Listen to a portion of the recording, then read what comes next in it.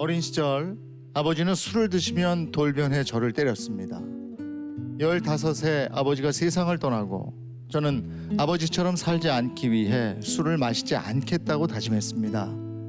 하지만 사회생활을 시작하면서 술을 즐기게 됐고 친구의 배신으로 운영하던 회사가 부도가 난 후에는 매일 술에 의존해 결국 알코올 중독에 빠져 노숙자 신세로 전락했습니다.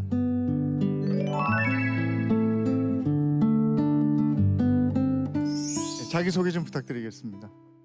지독한 알코올 중독에서 가족이란 이름으로 지금은 회복해서 하루하루 열심히 살고 있는 전라남도 나주에서 온 정종섭입니다. 예, 반갑습니다. 사연을 들어보니까 아버님이 알코올 의존도가 굉장히 높으셨고 술을 드시면 때리기도 하시고. 어느 날 잠에서 깨어보면 어머니가 안 계세요. 네. 또 아버지는 저를 갖다가 술을 사오라고 시키세요. 네. 그것도 추운 날 돈도 주지도 않고. 근데 그 시간이 12시 보통 1시 그 정도니까 술을 사오지 못하면 또 집에 못 들어가니까 또 아버지한테 맞으니까 그 정도로 심했습니다. 술을 안 드실 때는 어떤 아버지? 아버지 굉장히 호인이세요. 저희한테 미안해서 말 한마디도 못 하세요. 내성적이시고. 예. 술만 드시면 헐크 있죠? 예. 그 차구도 크신데 헐크로 그냥 변하는 모습, 무서운 모습. 저한테는 아직 지금도 그 모습이 머릿속에 감돌고 있어요.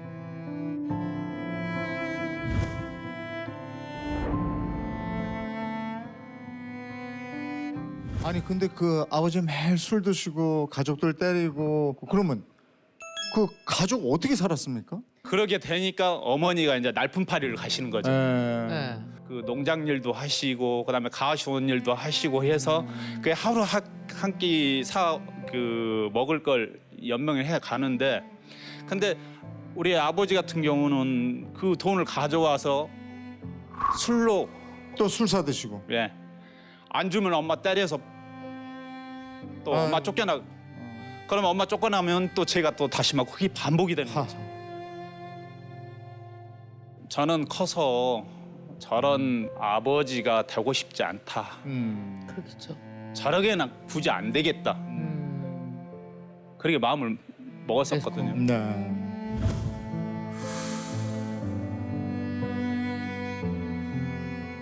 근데 그 원망스러운 아버지가 예상치 못하게 돌아가셨다면서요? 어느 날 저희 남동생이 울면서 저한테 막 눈물을 흘리면서 그러더라고요. 형 아버지가 돌아가셨어 그러더라고요. 근데 제가 아침까지 분명 보고 온 아버지가 왜 돌아가시냐 장난치지 말아라 그랬는데 네. 그래서 집에 가보니까 아버지가 마루에 이게 딱 누워 있더라고요. 네. 근데 그래도 어머니가 아버지를 끌어안고 우시더라고요. 울고 계시더라고요. 아들 왔다고 눈 좀 떠보라고. 네. 종섭이 왔다. 종섭이 왔으니까 여보 눈 좀 떠봐 그러더라고요. 근데 저한테는 딱 두 가지 생각이 나더라고. 이제 아버지한테 안 맞아도 돼. 이제 아버지한테 안 맞아도 되는구나. 벗어났구나. 그 생각하고 또 한쪽에서는 눈물이 나더라고요. 불쌍하더라고요. 극단적 선택을 하셨다 하더라고요.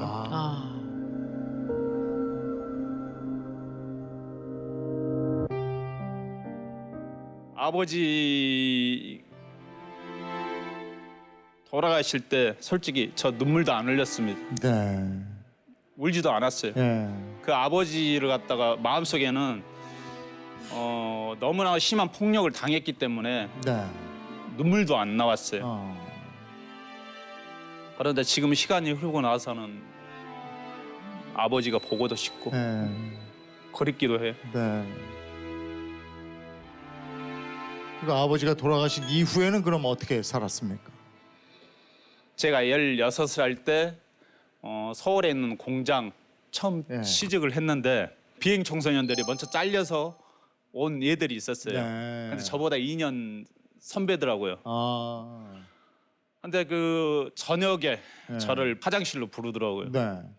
근데 불렀는데 갑자기 뺨을 때리고 어머. 발로 차고 그다음에 머리카락을 잡으면 문에다 찍고 그 일진 짓을 하는군요. 그렇죠. 그러니까 흔히 말해서 신고식이라고 그러죠. 아하. 아, 세상에. 근데 그 못된 형들이 그렇게 폭력을 행사했는데 또 나쁜 짓을 또 했다면서요.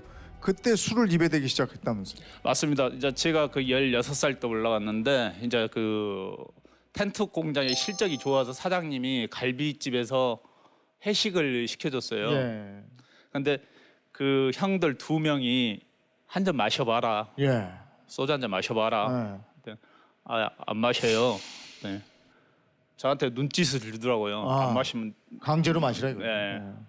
근데 맞았던 공포 때문에 어쩔 수 없이 한 잔을 마시겠어요. 예.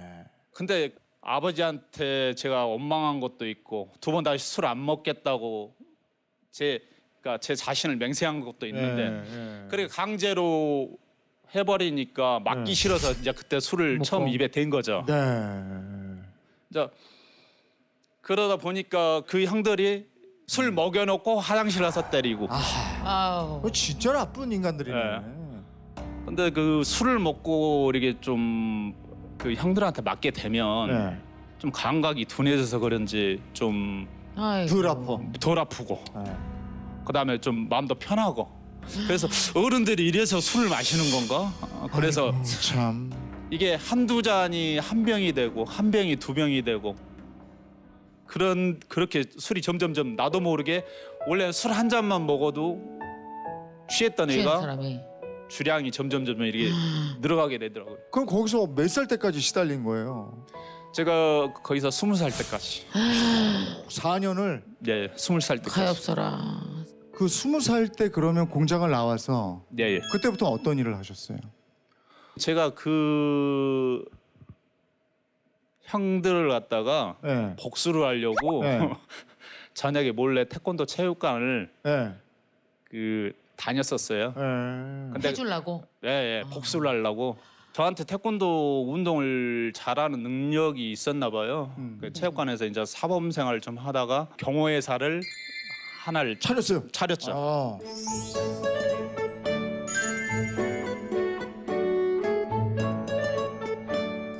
친구하고 동업을 했습니다. 네, 네. 네. 네. 저는 이제 예부 쪽으로, 음.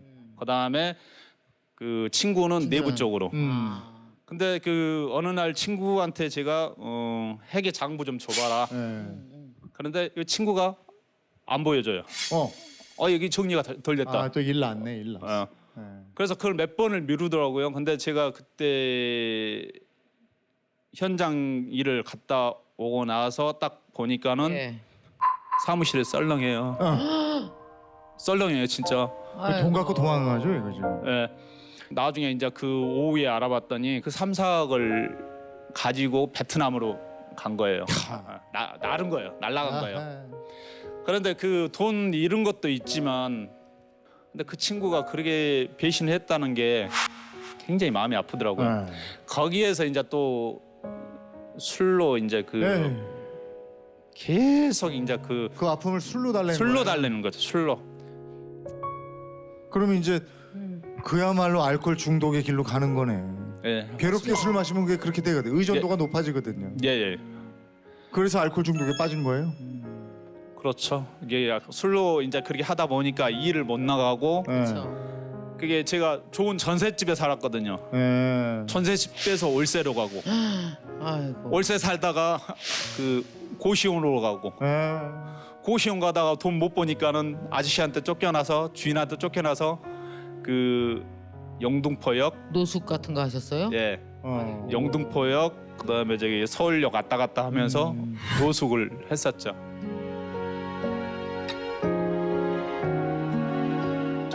절대로 아버지처럼 그 헐크로 변한 아버지처럼 되지를 않겠다고 했는데 내 자신이 그렇게 어느 순간에 돼 있더라고요.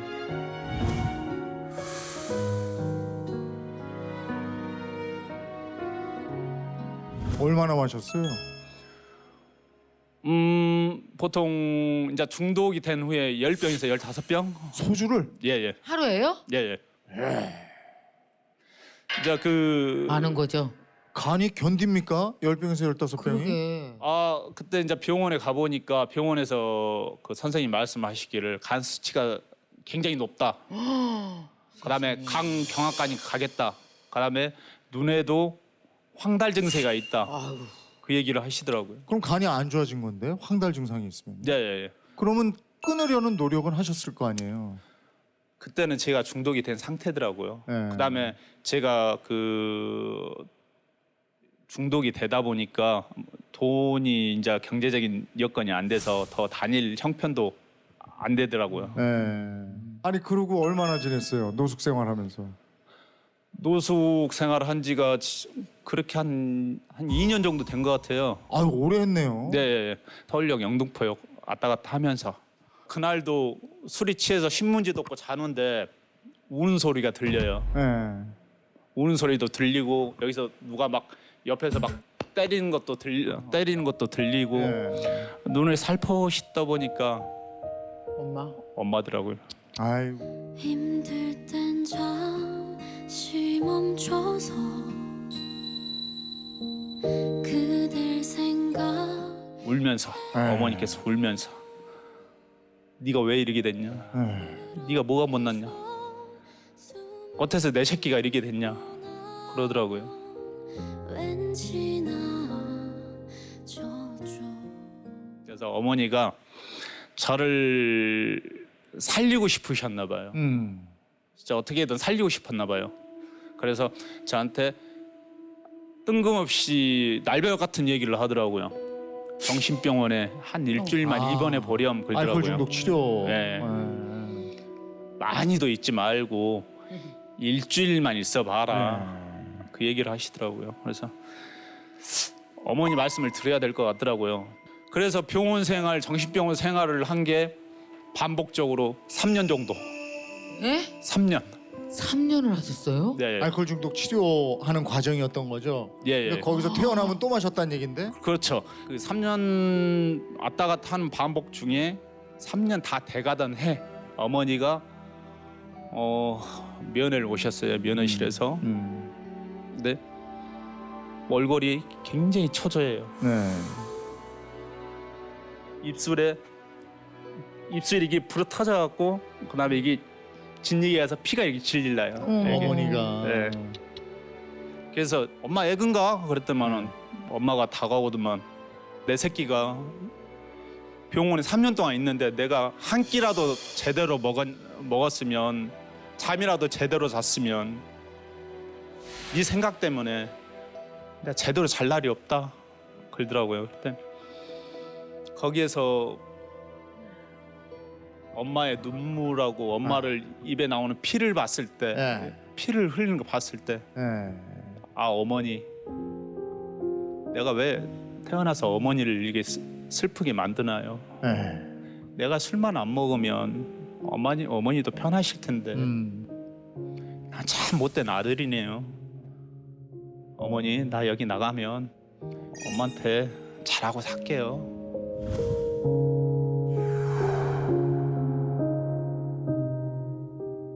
그 지금은 어때요? 지금은 그러면은 술을 끊으셨어요? 아니면 아직도 설마 그러신 건 아니시죠? 지금 17년 동안 지금 안 마시고 있어요. 17년 동안이라고요? 예, 예. 알코올 중독자들은 술 끊는 게 없고요. 네. 그 회복이라고 그러더라고요. 회복. 예, 예. 우리 알코올 중독자들은 그 머리 뇌 속에 그 중독이 돼 있는 상태라 아. 끊을 수는 없고 네. 단주라고 그러더만요. 그 몇 네. 년 동안 단주를 했냐, 회복을 했냐. 단주. 예. 이 사실 그 술을 네. 그 흔히들 의지의 문제라고 생각을 하시는데 네. 이 술을 드시다 보면은 이 뇌의 전두엽이라는 부분이 변성이 오기 때문에 네. 판단력과 절제력이 마비가 되기 시작을 해요. 아. 그런 악순환이 있기 때문에 한 번 술을 먹기 시작을 하면 이 전두엽이 계속적으로 술을 계속 부르고 그 중독을 또 부르는 뇌로 변성이 되기 때문에 네. 정말로 끊기가 힘듭니다. 아. 근데 또 하나 궁금한 게 아버지의 그 알코올릭을 보고 절대로 저렇게 안 살아야지 했는데 그렇게 됐잖아요. 지금은 아니지만 그건 왜 그러는 거예요? 저도 가족 치료 상담을 하면서 가장 어려운 부분이 내가 정말 증오하고 가장 상처받았던 부모의 모습을 대물림하는 경우예요. 부모 중 한 명이 알코올 중독인 경우에 그게 또 대물림될 확률은 4배가 또 그래요? 높습니다. 이게 굉장히 힘든 일인데요. 정말 가장 강력한 유전자는 부모의 나쁜 행동 습관이거든요. 아버지가 고통스럽고 슬플 때마다 술을 택하는 걸 어릴 때부터 보고 자랐기 때문에 내가 공장에서 고통을 겪고 부도가 나서 고통을 겪을 때 가장 손쉽게 택할 수 있었던 게 내가 보고 자란 술이었던 거지요. 어쨌든 정신과 치료 받고 3년 만에 그렇게 네. 딱 단주에 성공을 하셨는데 결정적인 계기가 있었습니까? 저희 딸내미가 16살이에요. 예. 근데 제가 17년 됐잖아요. 그렇죠. 네. 우리 딸내미가 뱃속에 임신했다는 소식이 딱 들었을 때 그때 마실 거예요? 딱 안 마신 거죠. 그때부터는 안 아예 마셔. 그냥 아예 안 집사람하고 결혼했을 때도 마셨어요. 아. 몇 번 그러다가? 마셨어요. 자식이야, 자식. 저희 집사람이 정신병원에 짐을 싸들고 갖다 주고 한 적도 있었어요. 어머, 그랬구나. 근데- 결혼 후에도. 뱃속에 저희 아이가 들어 있다. 네. 근데 거기 가장 큰 계기야. 아. 내 자식이 있는데 너도 네 자식을 이렇게 만들 거야? 그렇지. 아버지 생각해봐요. 그 생각으로 해서 음. 제가 17년 동안 지금 거기에서 우리 딸내미 생기고 거기에다 또 아들까지 아들 생기니까 생기고. 또 남자잖아요. 네. 아버지한테 받지 못한 사랑, 그 사랑을 갖다가 내가 쏟아야 되겠다.